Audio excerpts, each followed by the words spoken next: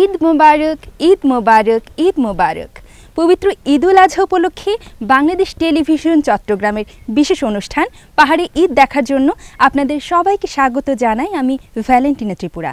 দর্শক, ঈদ মানে খুশি, হাসি, রাশি রাশি। ঈদের এই খুশি এবং রাশি রাশি হাসি ছড়িয়ে দিতে আমাদের আজকের এই আয়োজন পাহাড়ে ঈদ। আমাদের আজকের অনুষ্ঠানে আমরা দেখানোর চেষ্টা করব পাহাড়ি ঈদকে কীভাবে বরণ করা হয় এবং নাচে গানের বিভিন্ন পরিবেশনা তো থাকছেই। তবে আর কথা নয়, চলুন আমরা চলে যাই আমাদের মূল পরিবেশনায়।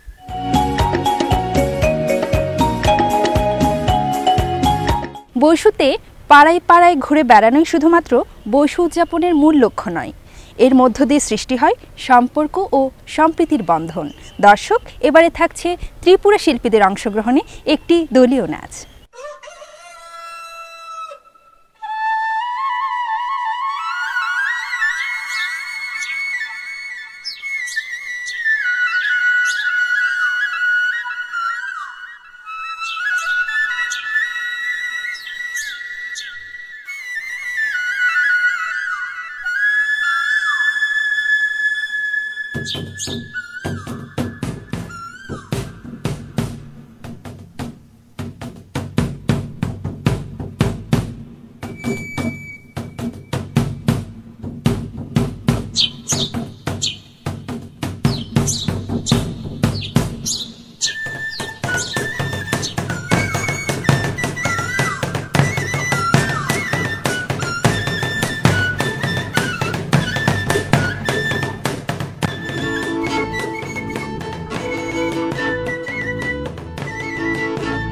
Faikale,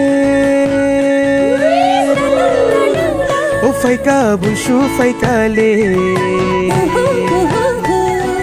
chini bushu, o bushu faika bushu, chini bushu, o bushu faika bushu, faikale, o faika bushu faikale. O bushu faika bushu, chini bushu, o bushu faika bushu.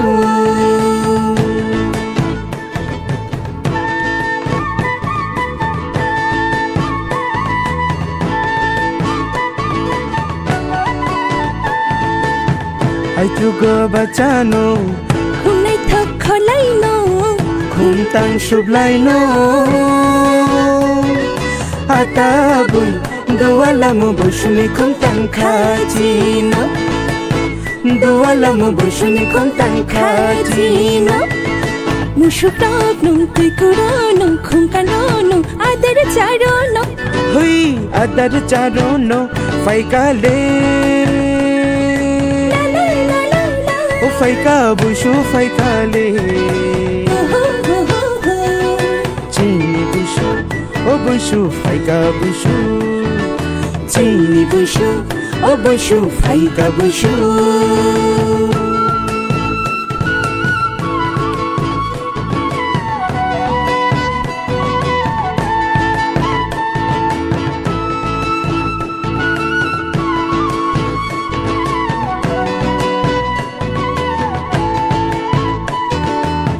Ritsum rak shulay no, toyo khon baglay no, racha mo mai mishuglay no. Atabu lai bay awan batai shulam no, lai bay awan batai shulam no. Mashi chano mai mi chano bushmao bede lai no, goriya khulum no, hui goriya khulum no, faikale. O faika bushu faikale, chini bushu, o bushu faika bushu, chini bushu, o bushu faika bushu.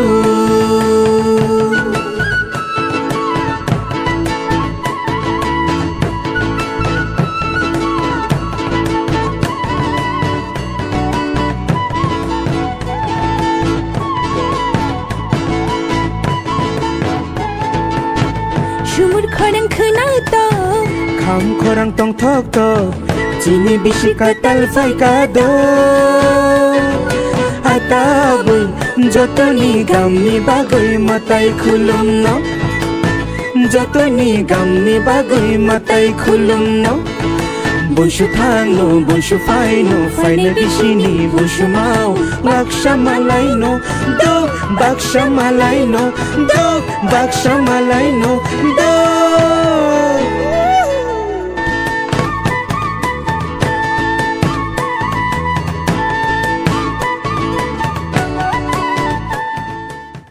আমার নাম কেজসাই মার্মা আমি একজন শিক্ষক আমি এই এলাকারই বাসিন্দা এখানকার অনেক জাতিগোষ্ঠী বসবাস করেন আমার অনেক সহকর্মী বাঙালিরা আছেন তাদের ঈদের অনুষ্ঠানে ওনারা আমাকে দাওয়াত দেন আমরা তাদের ঈদের অনুষ্ঠানে দাওয়াতে আমরা যাই এবং ঠিক তেমনিভাবে আমাদের সাংগ্রাই উৎসবেও আমরা তাদেরকে দাওয়াত দিই এবং তারাও আমাদের সাংগ্রাই উৎসবে ওনারাও চলে আসেন সবাইকে ঈদের শুভেচ্ছা নদী বয়ে চলে কলকল সুরে উঁচু নিচু পাহাড় ঘিরে রয়েছে দূর থেকে দূরে এমন দেশটি কোথায় খুঁজে পাবো বলো আর যেথায় মাটির গন্ধে মেলে শান্তি বারবার এমনই একটি কথা নিয়ে এবারে থাকছে একটি গান গানটি থাকছে বর্ষা তঞ্চঙ্গার কণ্ঠে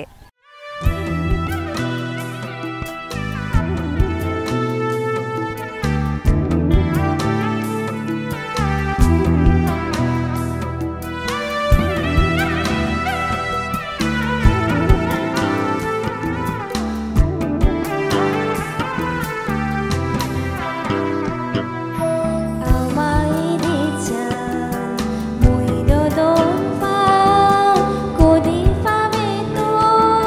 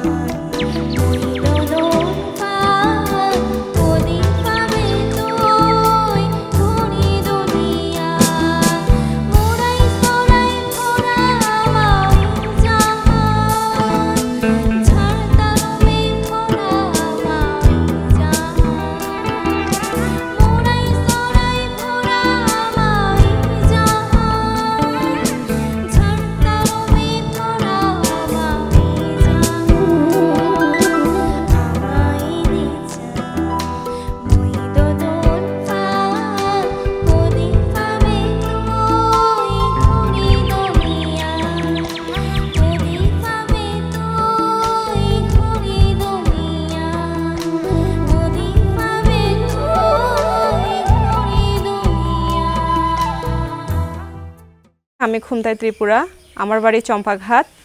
আমরা এখানে পাহাড়ি বাঙালি সবাই মিলে মিশেই থাকি। এখানে আমাদের বিভিন্ন অনুষ্ঠানে আমরা পাহাড়ি বাঙালি সবাই মিলে অংশগ্রহণ করি। বিশেষ করে আমাদের সংস্কৃতি বলেন বৈশুতে বাঙালিদেরকেও নিমন্ত্রণ করা হয়। ওরা সবাই আমাদের বাড়িতে আসে, এসে খাওয়া দাওয়া করে, আমাদের সাথে ঘুরে। ঈদের সময় আমাদেরকে নিমন্ত্রণ করা হয়, আমরাও তাদের বাসায় যাই, তাদের সাথে ঘোরাফেরা করে আনন্দ করি। সবাইকে ঈদের শুভেচ্ছা। সবাই ভালো থাকবেন, সুস্থ থাকবেন। মারমা জাতিগোষ্ঠীর রয়েছে সমৃদ্ধ সংস্কৃতি ও ঐতিহ্য, যা ফুটে ওঠে তাদের পোশাক পরিচ্ছদে বা নৃত্যগীতে। দর্শক, আমাদের এবারের পরিবেশনে থাকছে মারমা জাতিগোষ্ঠীর ঐতিহ্যবাহী থালা নৃত্য।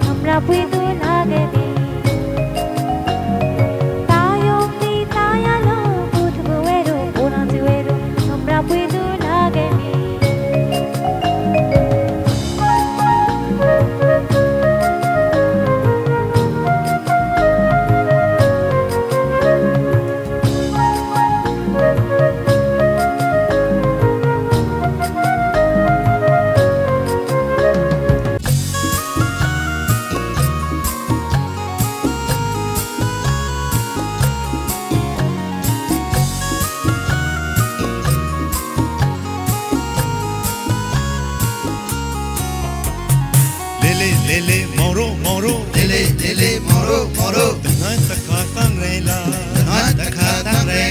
na takku kuchu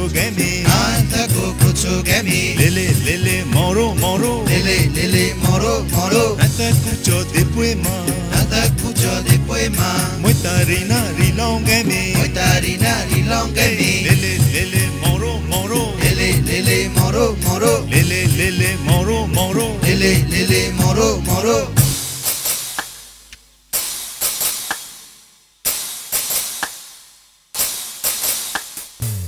Pentile oui oui Penega nani Pentile oui oui Penega nani Pentile nani Nata kriya chutomi Pentile nani Nata kriya chutomi Lombale Trepaji Lombale Trepaji K re sang ready re moitari K re sang ready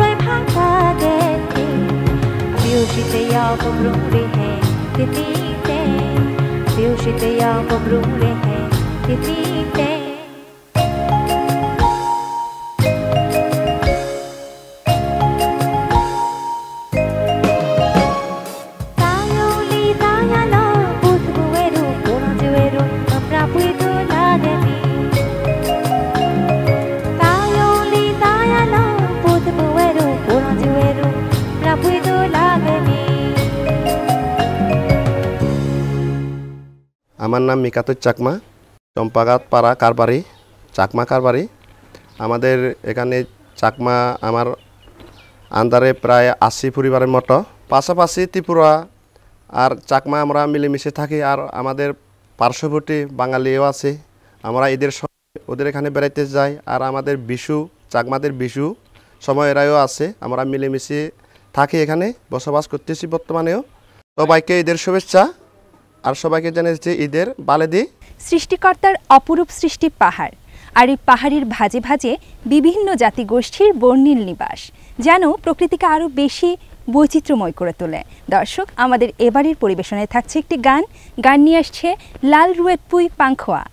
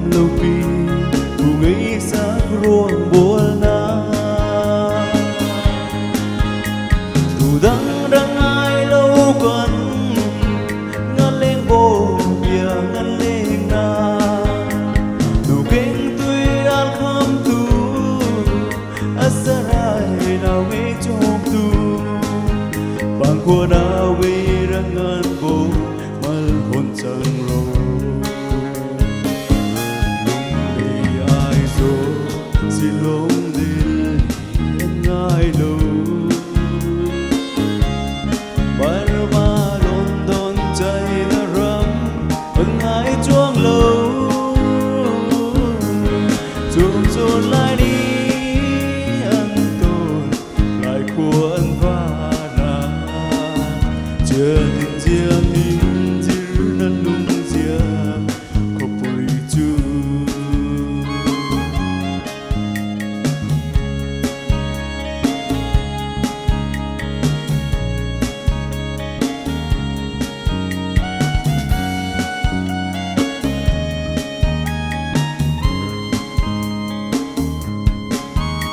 hai ơi cô vui gal chúa no melo cầm mang ai chiêng ca mà lung ăn nuông chuông lâu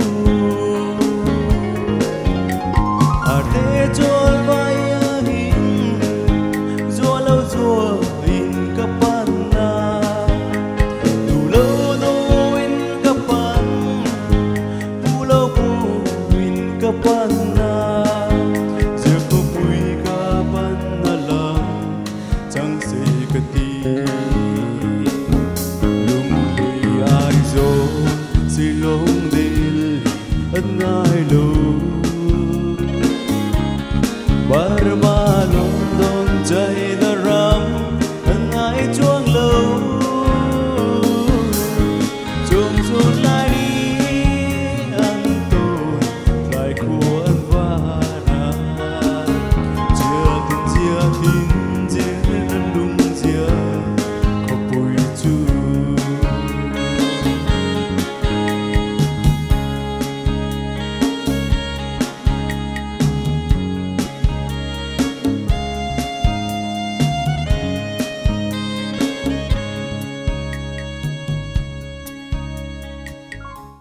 আমি সাহলাদ সিং মার্মা পড়াশোনা করছি খাগড়াছড়ি সরকারি college BSS final ইয়ারে পাহাড়ে বসবাসরত বিভিন্ন সম্প্রদায় রয়েছে মারমা ত্রিপুরা চাকমা বাঙালি তার পাশাপাশিও বিভিন্ন জাতিগোষ্ঠী রয়েছে ঈদেও আমরা ঠিক সেভাবেই উদযাপন করতে পেরেছি এবং বিভিন্ন বাসায় গিয়ে বিভিন্ন বন্ধু বান্ধবীদের বাসায় গিয়ে আমরা দাওয়াত খাচ্ছি এভাবেই আমরা খুব সুন্দরভাবে কাটিয়ে দিতে পারছি সবাইকে ঈদের শুভেচ্ছা আকুসুগো ক্রোছুবারে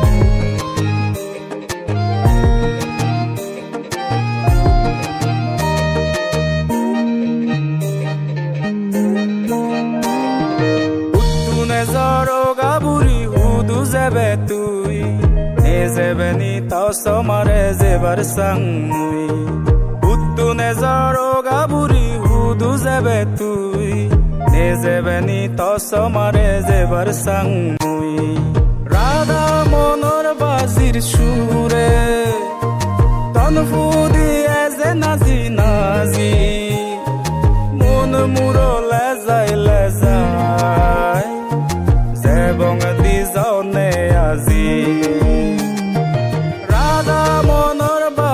সুরে ধন ফুদি এজে নাজি নাজি মন মুরো লেজাই লেজাই জেবং দিজনে আজি বাচ্চে থাক ও পরানি জেবার সাংমুই বাচ্চে থাক ও পরানি জেবার সাংমুই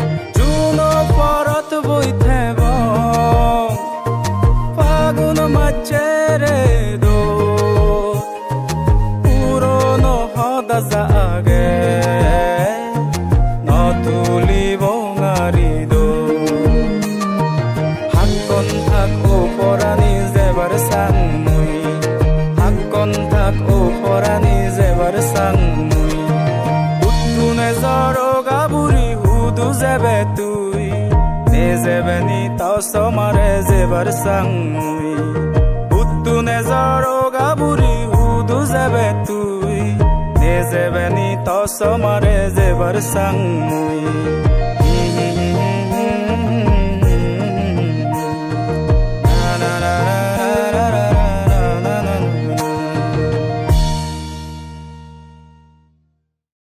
নাম মহেন্দ্রলাল ত্রিপুরা, বর্তমান এই পাড়ার কারবারি। আমাদের বসু উৎসব সময়ে আমরা খাগড়াছড়ি থেকে অনেক পরিচিত বাঙালিও আছে, বন্ধুবান্ধব নিয়ে, আর এদের ঈদের সময়ে আমরা যাই। এভাবে আমরা মিলেমিশে করে থাকি। আমরা ঈদের সময় উৎসব করি, ঈদের সময় ঘোরাফেরা করি। সবাইকে ঈদের শুভেচ্ছা। ঈদ নিয়ে হামজাং মারগু। ও আমার রূপসী, আমায় একা রেখে কোথায় হারিয়ে গেলে।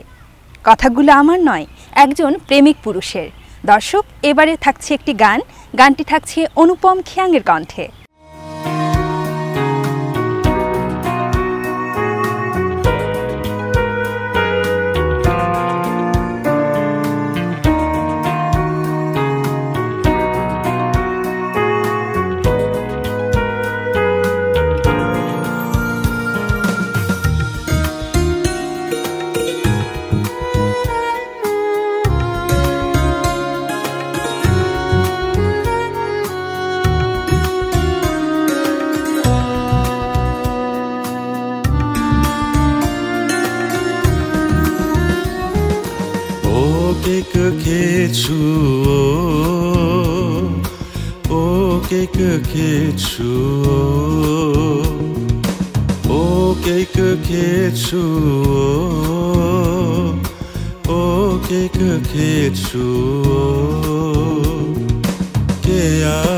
Tila bongane cetala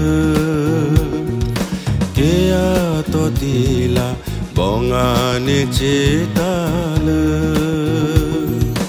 O ke kechu O ke kechu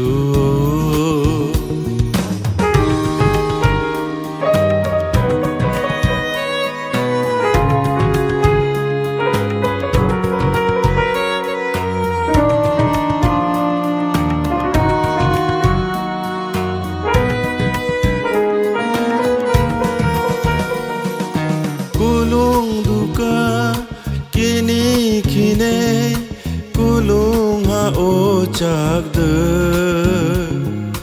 kimi kanang tôi halom sha lom cho athne de kulung duka kini kine kulung ha o chagde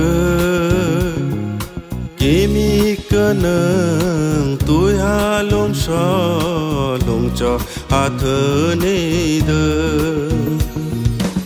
Ekhal khaniha hilang tilanang bongano krokal Ekhal khaniha hilang tilanang bongano krokal O ke kechu O ke kechu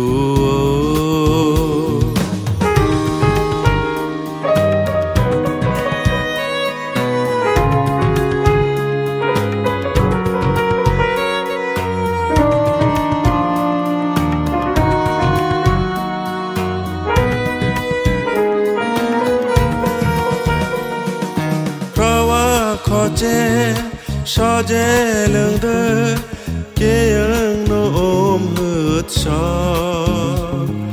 Kê ba khá ngà thiên lý bưng đơ kê nê mê hứt so Ra wa khó chê saje lưng đơ kê ưng nô ôm hứt so Kê ba khá ngà thiên lý bưng đơ kìa nơi mê hứt so Ekhal khani hilang tilanang bongano krokal Ekhal khani hilang tilanang bongano krokal O ke kechu O ke kechu Kea totila bongane cetala ya totila bongane cetala o ke ketsu o ke ketsu o ke ketsu o ke ketsu o ke ketsu o ke ketsu Eid উদযাপনে শহর কিংবা গ্রামে, পাহাড় কিংবা সমতলে সকলে মেতে ওঠে নানা আয়োজনে। আর এই আয়োজনে বাড়তি কিছু মাত্রা যুক্ত করতে ছিল আমাদের আজকের অনুষ্ঠান পাহাড়ি ঈদ। আশা করছি আমাদের আজকের সকল পরিবেশনা আপনাদের ভালো লেগেছে। সবাইকে আবারও পবিত্র ঈদ উল আজহার অনেক অনেক শুভেচ্ছা জানিয়ে শেষ করছি আমাদের আজকের অনুষ্ঠান। সবাই ভালো থাকবেন, সুস্থ থাকবেন, নিরাপদে থাকবেন। ঈদ মোবারক।